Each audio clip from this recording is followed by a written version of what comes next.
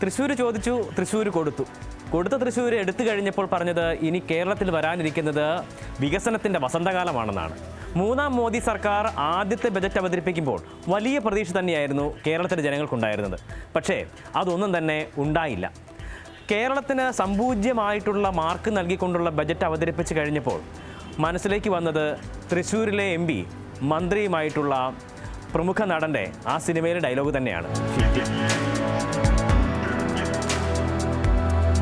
കേരളത്തിൻ്റെ ചരിത്രത്തിൽ ഇതുവരെയും ഉണ്ടാവാത്ത രീതിയിലുള്ള അവഗണനയാണ് ഇത്തവണത്തെ ബജറ്റിലൂടെ ഉണ്ടായിട്ടുള്ളത് എന്നാണ് ധനമന്ത്രി ഉൾപ്പെടെയുള്ള ആളുകൾ ഈ ബജറ്റ് അവതരണത്തിന് ശേഷം സംസാരിച്ചത്. ഒപ്പം തന്നെ MP-മാരുടെ ഭാഗത്തു നിന്നുള്ള പ്രതികരണവും ആ നിലയ്ക്ക് തന്നെയായിരുന്നു. അതിന് പ്രധാനപ്പെട്ട ഒരു കാരണമെന്ന് പറയുന്നത് കേരളം എന്ന് പറയുന്ന സംസ്ഥാനത്തിൻ്റെ പേര് പോലും പരാമർശിക്കാതെയുള്ള ഒരു ബജറ്റ് അവതരണമാണ് ഇത്തവണ ഉണ്ടായത് എന്നുള്ളതാണ്.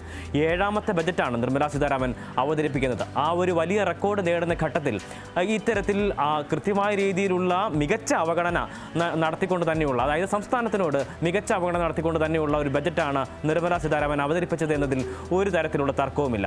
എയിംസ് പോലുള്ള നിരവധിയായിട്ടുള്ള ആവശ്യങ്ങൾ അടങ്ങിയ 24,000 കോടി രൂപയുടെ പ്രത്യേക പാക്കേജ് കേരളത്തിന് അനുവദിക്കണമെന്നതായിരുന്നു ഏറ്റവും പ്രധാനപ്പെട്ട ആവശ്യമായി കേരളം മുന്നോട്ട് വെച്ചത്. പക്ഷേ ആ ചോദിച്ച ചോദ്യങ്ങൾക്കൊന്നും തന്നെ ഒരു തരത്തിലുള്ള മറുപടിയും അതിലുണ്ടായിരുന്നില്ല എന്ന് മാത്രമല്ല, 2 സംസ്ഥാനങ്ങളെ പ്രത്യേകമായി തെരഞ്ഞെടുത്ത് അവർക്ക് വേണ്ടി മാത്രമുള്ളൊരു ബജറ്റ് അവതരിപ്പിക്കുന്ന രീതിയിൽ വിവിധങ്ങളായ പദ്ധതികൾ ആ സംസ്ഥാനങ്ങൾക്ക് മാത്രം നൽകിക്കൊണ്ട് നടത്തുന്ന ഒരു ബജറ്റായിട്ടാണ് ഇത്തവണത്തെ ബജറ്റിനെ കണക്കാക്കാൻ കഴിയുക. അതിന് ഒരു തരത്തിലും കുറ്റം പറയാൻ കഴിയില്ല. കാരണം കേരളത്തിൽ ഇതുവരെ ഉണ്ടാവാത്ത രീതിയിലുള്ള ഒരു വിജയം BJPക്ക് നേടിക്കൊടുക്കുകയും ഒപ്പം തന്നെ അവിടെ നിന്ന് കേരളത്തിൽ നിന്ന് ഒരു MP ഉണ്ടായിട്ടുണ്ട് എന്നതിനപ്പുറത്തേക്ക്, അതിൻ്റെ നന്ദി കാണിക്കുന്നതിനപ്പുറത്തേക്ക് കേന്ദ്ര സർക്കാരിനെ താങ്ങി നിർത്തുന്ന 2 സംസ്ഥാനങ്ങളെ കൃത്യമായ രീതിയിൽ പരിഗണിക്കുക എന്നുള്ളത് തന്നെയാണ് നിർമ്മലാ സീതാരാമൻ്റെ ഒപ്പം തന്നെ കേന്ദ്ര മന്ത്രിസഭയുടെയും BJPയുടെയും ഒക്കെ തന്നെ പ്രധാനപ്പെട്ട അജണ്ടയായി പരിഗണിക്കപ്പെടുന്നത്. കാരണം സർക്കാരില്ലെങ്കിൽ പിന്നെ, അല്ലെങ്കിൽ ആ പിന്തുണയില്ലെങ്കിൽ പിന്നെ സർക്കാരില്ലല്ലോ.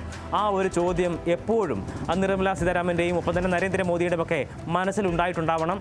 അതുകൊണ്ട് തന്നെയാവണം 2 സംസ്ഥാനങ്ങൾക്ക് പ്രത്യേകമായിട്ടുള്ള പദ്ധതികൾ, പ്രത്യേകമായിട്ടുള്ള പണം നീക്കിയിരിപ്പുകൾ തുടങ്ങിയിട്ടുള്ള നിലയിൽ ഈ ബജറ്റ് അവതരിപ്പിച്ചിരിക്കുന്നത്. തെലുങ്ക് ദേശം പാർട്ടിക്കും ആ പാർട്ടി ഭരിക്കുന്ന സംസ്ഥാനത്തിനും വാരിക്കോരി ഇത്തരത്തിലുള്ള മികച്ച രീതിയിലുള്ള ഒരു പരിഗണന ബജറ്റിൽ നൽകിയപ്പോൾ അദ്ദേഹം തന്നെയാണ് ഇതിലെ കിങ് മേക്കർ, അല്ലെങ്കിൽ ഈ മന്ത്രിസഭയെ താങ്ങി നിർത്തുന്ന ഒരു ഘടകം എന്നുള്ള കാര്യം കൂടി ഇതിൽ അടിവരയിട്ട് പറയേണ്ടതുണ്ട്. എന്തായാലും കേരളം വളരെ പ്രതീക്ഷിച്ചിരുന്ന എയിംസ്, ഒപ്പം തന്നെ ടൂറിസം മേഖലയ്ക്കുള്ള വലിയ രീതിയിലുള്ള പിന്തുണ, കൊച്ചി മെട്രോ, ഒപ്പം തന്നെ വിഴിഞ്ഞം വലിയ രീതിയിലുള്ള സ്വപ്ന പദ്ധതി എന്ന നിലയിൽ പ്രഖ്യാപിക്കപ്പെട്ട് നടപ്പിലാക്കിക്കൊണ്ടിരിക്കുന്ന വിഴിഞ്ഞം പദ്ധതി തുടങ്ങിയവയ്ക്കൊന്നും ഒരു തരത്തിലുള്ള പരിഗണനയും ഉണ്ടായിട്ടില്ല എന്നുള്ളത് തന്നെയാണ് ഈ ബജറ്റിനെ ഏറ്റവും ഖേദപൂർവ്വമായിട്ട് അവതരിപ്പിക്കുന്ന, അല്ലെങ്കിൽ ഏറ്റവും നിരാശാജനകമായിട്ടുള്ള ബജറ്റ് എന്നുള്ള വിശേഷണത്തിന് ഇടയാക്കിയിരിക്കുന്നത്. ഈ ബജറ്റ് ആ സംസ്ഥാനങ്ങളിൽ എവിടെയെങ്കിലും പോയി അവതരിപ്പിച്ചാൽ പോരായിരുന്നോ എന്നുള്ളൊരു ചോദ്യമാണ് കേരളത്തിൽ നിന്നുള്ള MP-മാർ പ്രധാനമായും മുന്നോട്ട് വെച്ച ഒരു ചോദ്യവും. എന്തായാലും ഇതിനെ ഒരു ദേശീയ ബജറ്റായി കണക്കാക്കാൻ കഴിയില്ല എന്ന് തന്നെയായിരുന്നു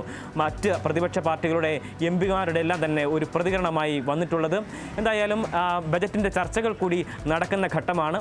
ആ നിലയിൽ തന്നെ വിമർശനങ്ങൾ ഈ ബജറ്റ് ചർച്ചയിലും ഉണ്ടാകുമെന്നുള്ള കാര്യത്തിൽ തർക്കമില്ല. പക്ഷേ കേരളത്തിന് ഒരു തരത്തിലുള്ള പരിഗണനയും ഇത്തരത്തിൽ, അല്ലെങ്കിൽ കേരളത്തിന് ഇത്രമാത്രം അവഗണന നേരിട്ട ഒരു ബജറ്റ് അത് ഇതിനു മുമ്പ് ഉണ്ടായിട്ടില്ല എന്നുള്ളത് ചൂണ്ടിക്കാണിക്കുമ്പോൾ 2 മന്ത്രിമാർ കേരളത്തിൽ നിന്നുള്ള സമയത്താണ് ഇത്തരത്തിൽ ഒരു അവഗണന കേരളത്തിന് നേരിടേണ്ടി വന്നത് എന്നതാണ് ഈ വിഷയത്തിൻ്റെ ഗൗരവം വർദ്ധിപ്പിക്കുന്നതും ഇതിനെ കൂടുതൽ ചർച്ചയിലേക്ക് നയിക്കുന്നതും.